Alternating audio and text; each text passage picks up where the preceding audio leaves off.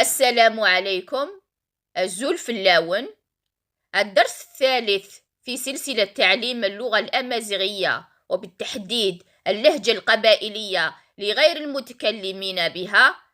سوف نتناول الاتجاهات الأربعة: الشرق أسمار أسمار أسمار، الغرب أمالو أمالو أمالو، الشمال أجافا أجافا أجافا.